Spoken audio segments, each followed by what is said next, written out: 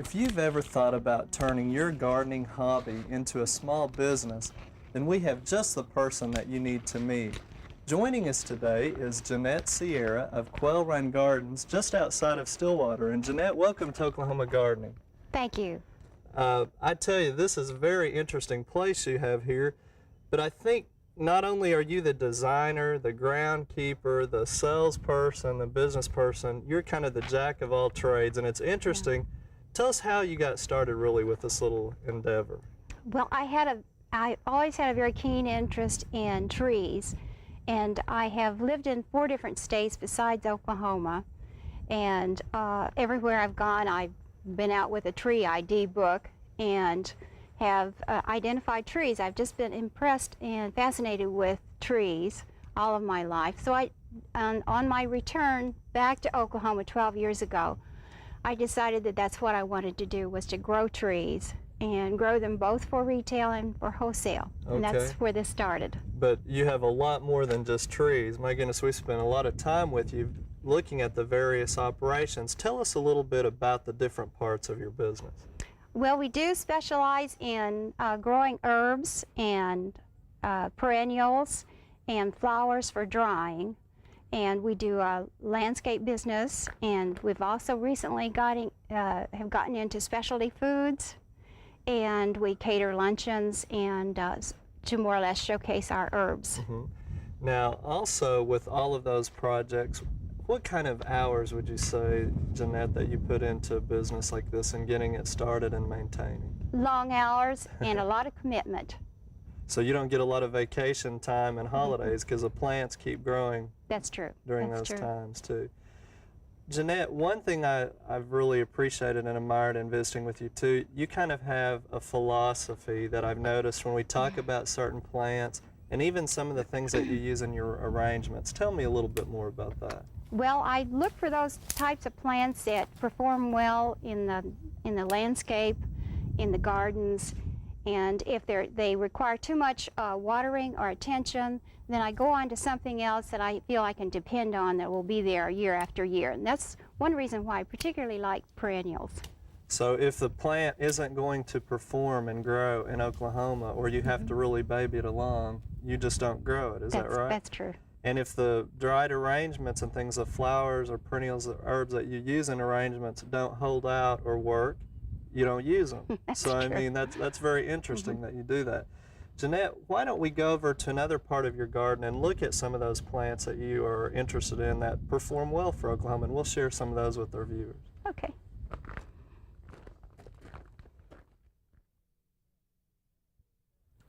Well, Jeanette, one of the big costs associated with any kind of a project like this is acquiring the land. Tell us a little bit about how you came about your particular acreage and operation here.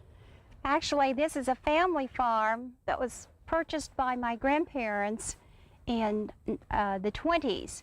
But in 1960, I purchased my acreage directly from my grandmother and have held it now for 30-some years.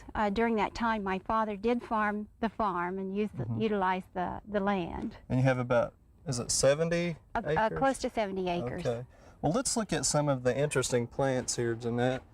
Let's talk first about some of these. Now, you call these what? These are Artemesias, and this is the Silver King Artemesia. Which you use that one for dry flower, and we'll talk about that in a little bit. What is another common name for these that someone might see? This one is called Silver King, and if you're doing anything with dried arrangements, you'll see that in a lot of the literature. Okay. But it also makes a nice perennial. Right. Now, most of these are hardy perennials, right, where they would come back, but a few of them aren't.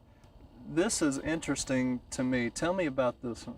This is Sweet Annie, and it is an annual Artemesia. It grows up to 4 to 5 feet in one season, and we do pick it, dry it, and hang it, and then use it in the dried arrangements. Okay.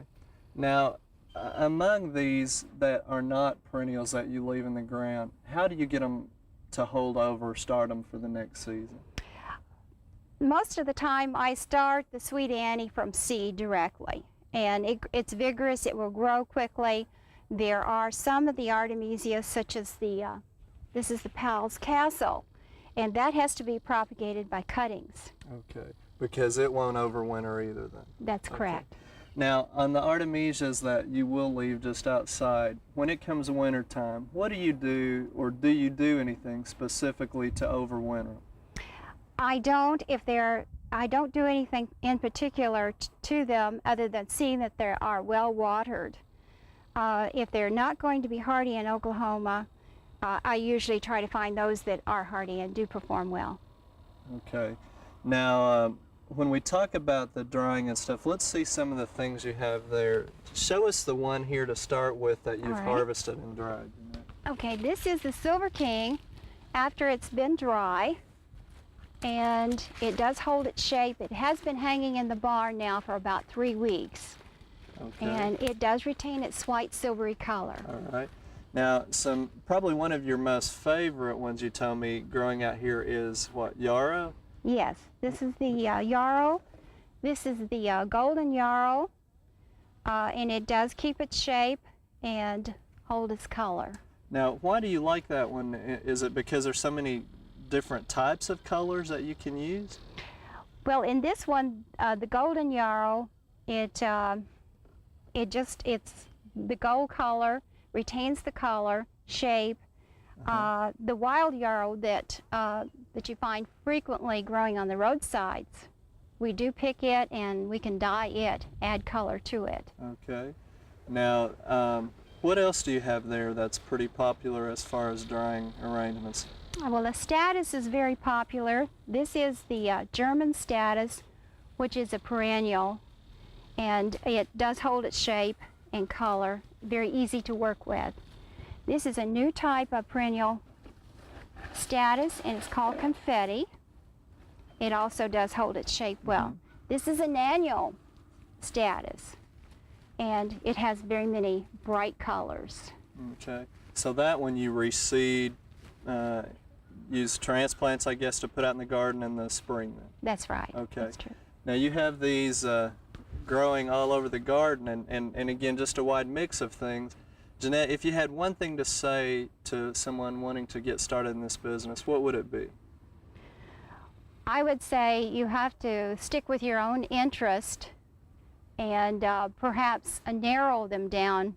If you have a lot of interest, narrow them down to the one that you feel will be most profitable, and also your clientele, your customers will also help dictate which way you'll grow. Well, you've really given us a lot of neat ideas, and we want to wish you the best in the future. And again, thanks for having us out. Thank you for coming.